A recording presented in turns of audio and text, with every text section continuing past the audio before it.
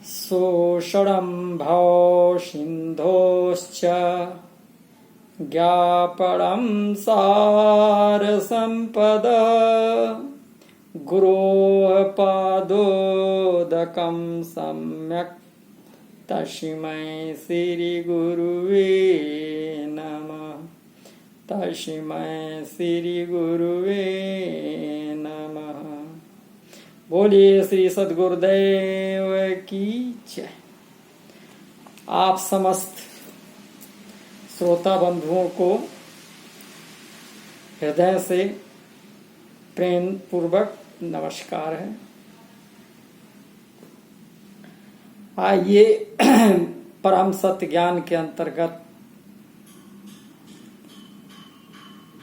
लोक से परम लोक तक के चैप्टर में ये 31वां पार्ट है। 31st पार्ट में आप सभी का बहुत ही स्वागत है, हार्दिक अभिनंदन है। सार नाम पर चर्चा चल रही थी पिछले वीडियो में। जब लग सार नाम नहीं पावे, तब लग जीव भव भटका खावे।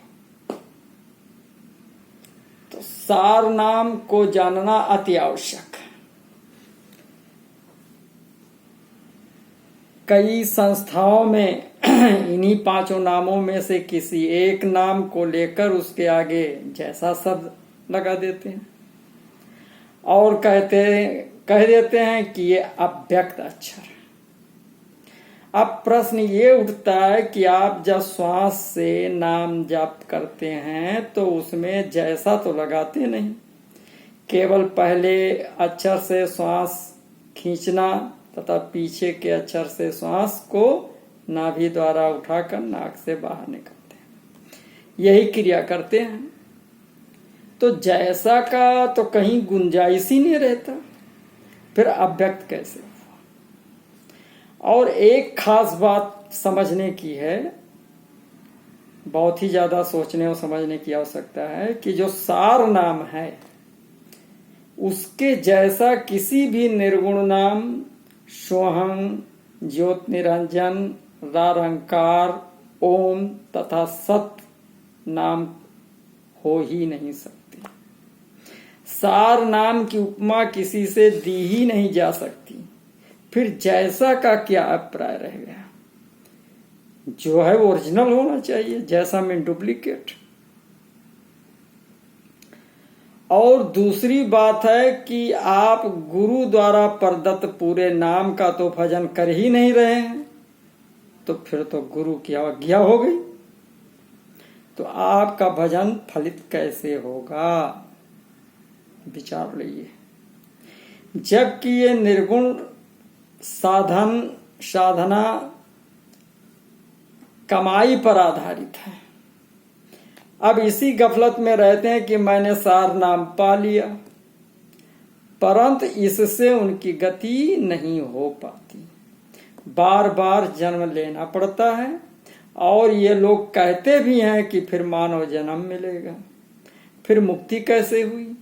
आप कहते हैं कि जितना नाम की कमाई करोगे उतना मिलेगा, जबकि गुरुदेव जी का कहना है कि सार नाम प्राप्त करने के बाद कमाई करने का कोई महत्व ही नहीं रह जाता।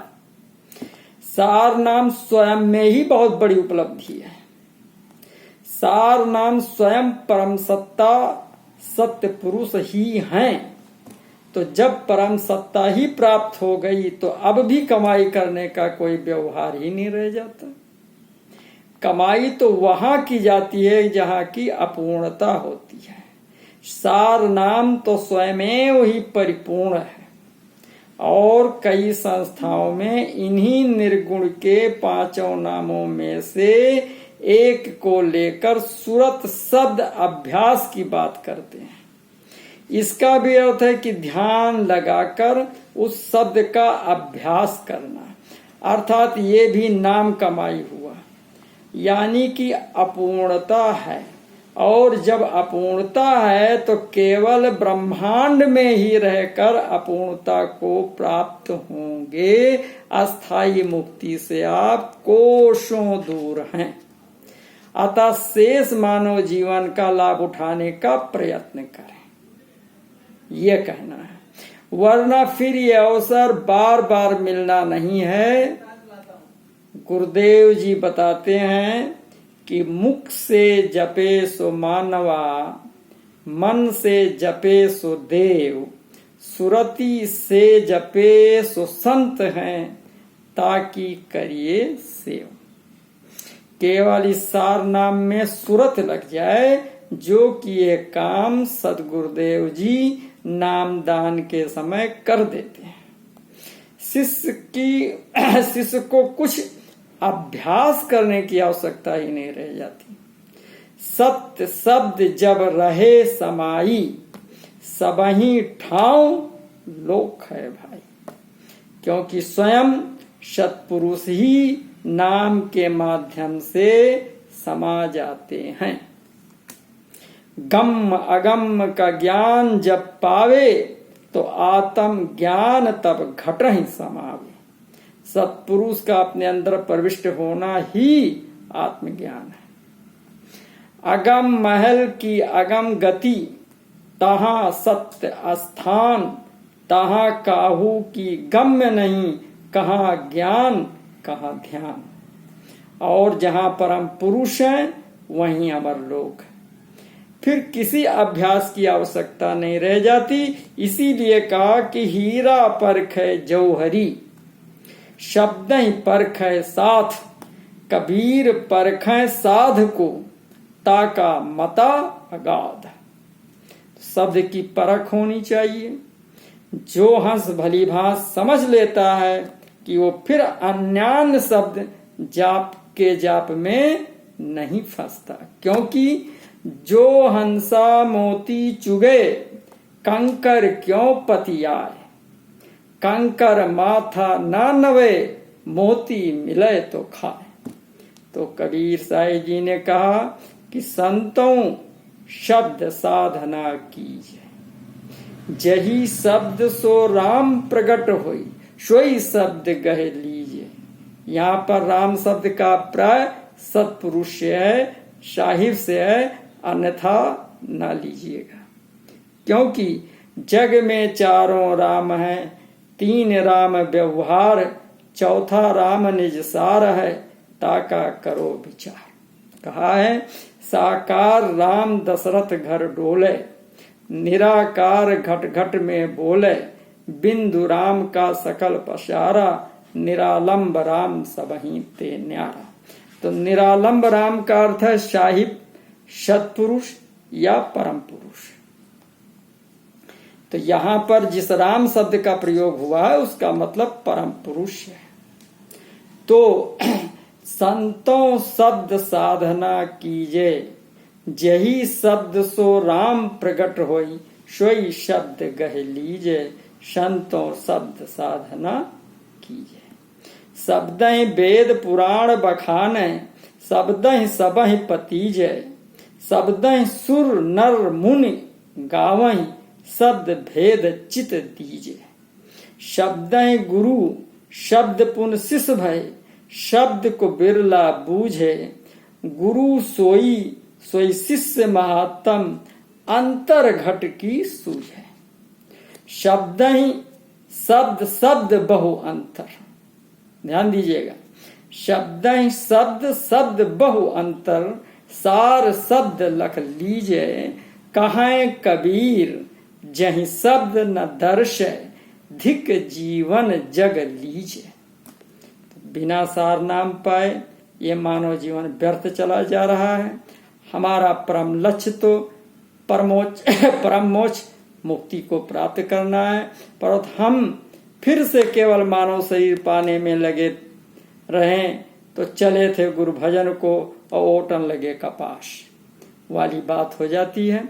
अपने लक्ष्य को गिरा दिया तो फिर मानव जीवन अर्थहीन ही हो गया ना। हम केवल अपने को सांसारिक पदार्थों में ही लगाकर रखें तो फिर हमारे भक्ति का प्राय क्या है। दुनिया में भक्ति का फैशन चला हुआ है कि बाजा बजा करके गाएं, ताली बजाएं, नाचें, घर की बहू बेटियों को भी नचाएं, अभद्रता का तांडव करें तो बहुत बड़े भक्त हो गए। इससे सावधान हो जाएं, क्योंकि ये सार्थक भक्ति नहीं है।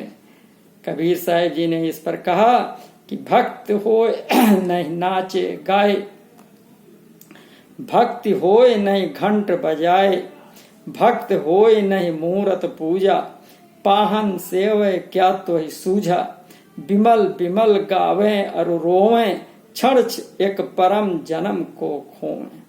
ऐसे साहिब मानत नहीं, ये सब काल रूप के छा, ये सब काल के रूप हैं, काल की कलाएं हैं।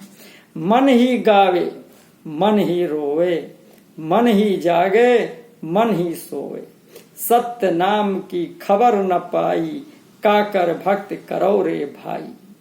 अपने साहिब को नहीं जाना, बिन देखे का किया बखाना, ऐसे भूल परे संसारा, कैसे उतरे भवजल पारा। तो बिना सत्य नाम जाने किसी भी प्रयत्न से मुक्ति संभव है ही नहीं।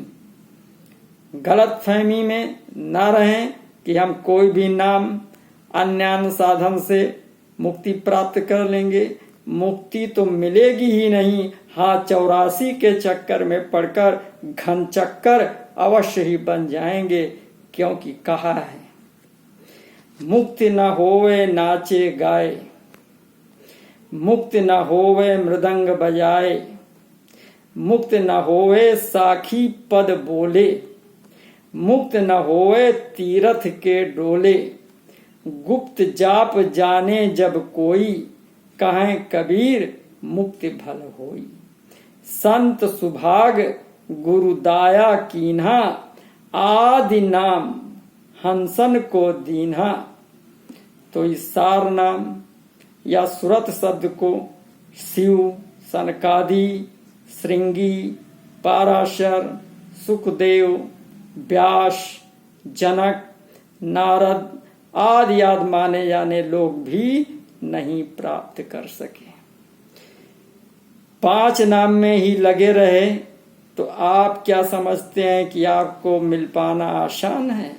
ये सब मुक्ति को नहीं प्राप्त कर सके, क्योंकि इन्हें तत्कालीन अमरपुरवासी सदगुरुदेव जी की प्राप्ति नहीं हुई, इन्होंने पहचाना नहीं।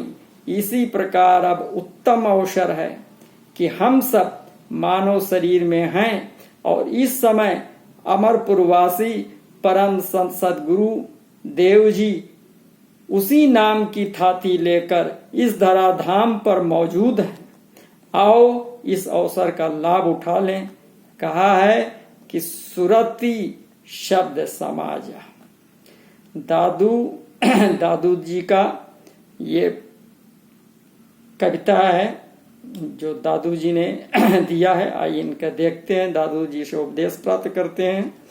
दादू दीन आवाजा, अगजीव भेष न लाजा, शिव सनकाद श्रृंगी पाराशर, इनको सरव न काजा।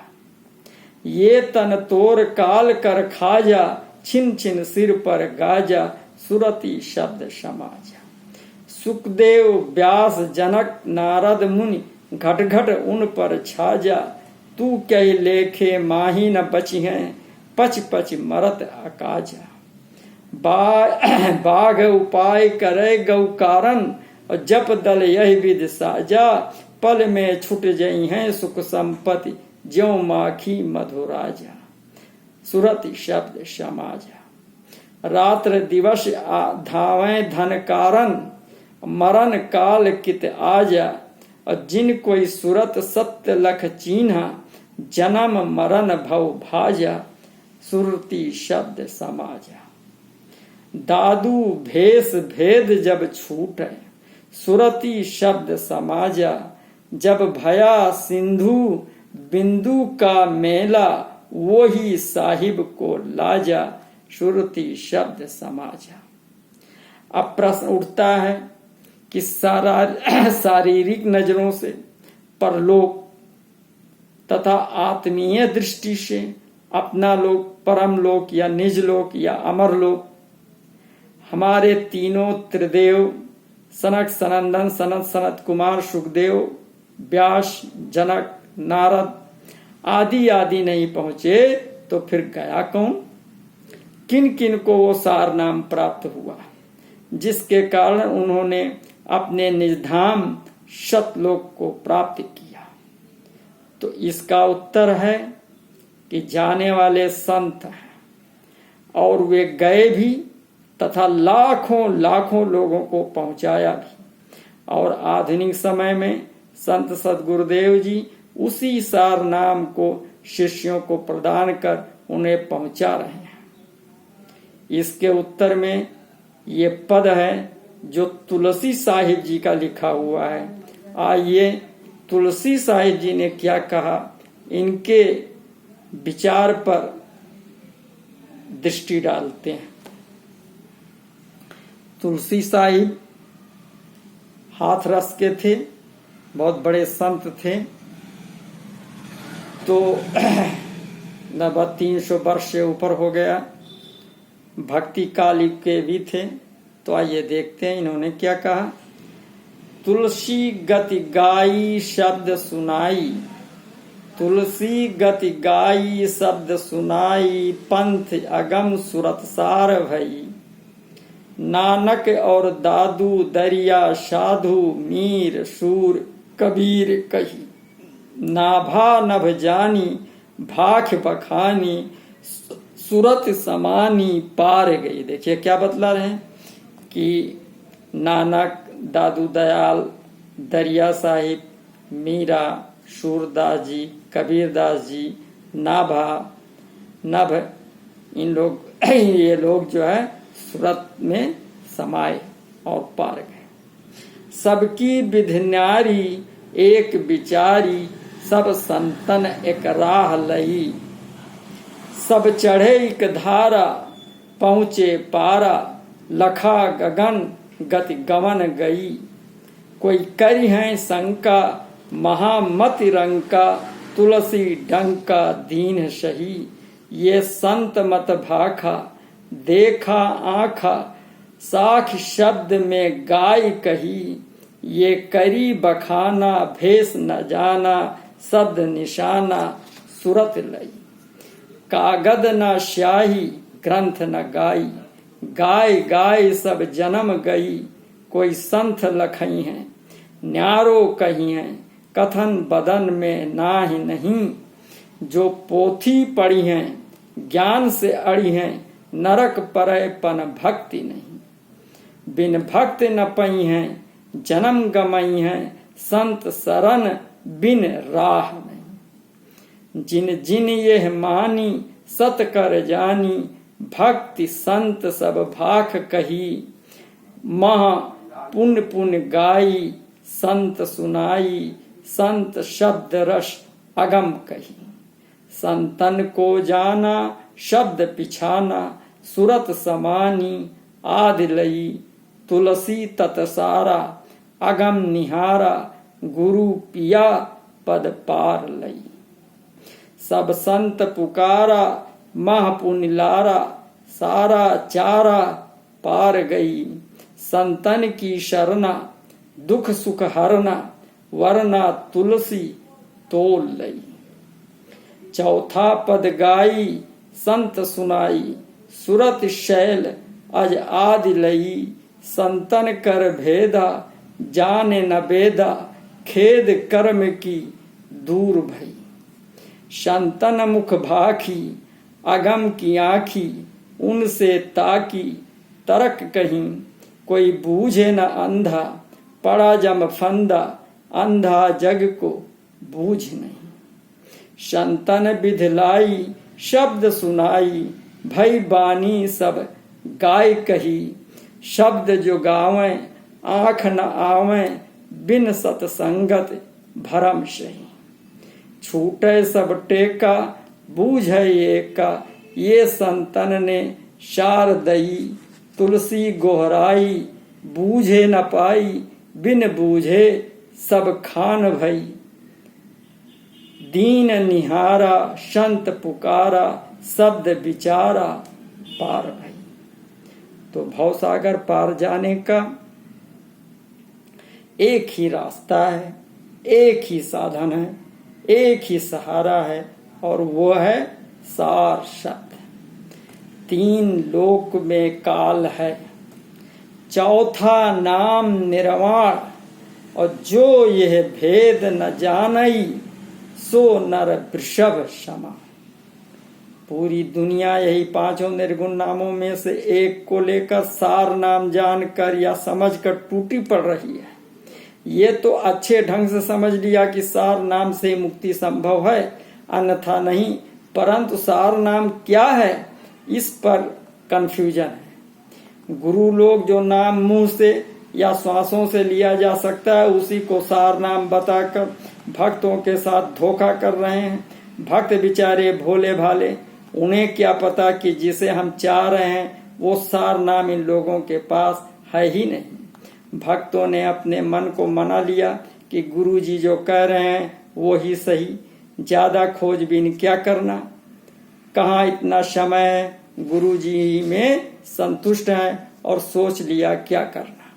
जहाँ सब लोग जाएंगे वहीं हम भी जाएंगे। भेड़िया धसान की कहावत को चरितार्थ करते जा रहे हैं। गुरु जी स्वयं तो डूब ही रहे हैं, साथ में 4 हाथ पगाह यानी करोड़ों शिष्यों को भी डुबाए जा रहे हैं।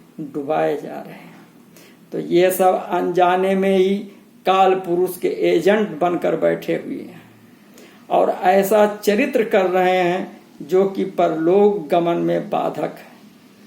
ये गुरु लोग स्वयं माया मोह में उलझे हैं, तो फिर शिष्यों को कैसे इनसे छुड़ा पाएंगे? ऐसे चरित्र को उजागर कैसे कर पाएंगे? इन सब को स्पष्ट करते हुए कबीर साहिब जी ने हर एक पॉइंट टू पॉइंट बात को स्पष्ट किया है और पॉइंट टू पॉइंट बताया है।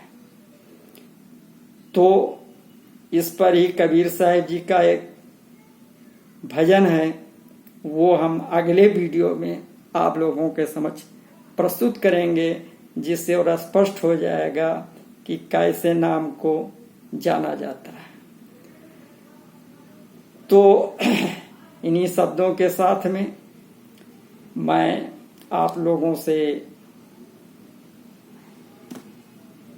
क्षमा चाहता हूं, आज्ञा दीजिए, और एक प्रार्थना करना चाहता हूं कि आप लोग अवश्य ही हमारे समस्त वीडियो को लाइक किया करें, शेयर किया करें और कमेंट्स करें।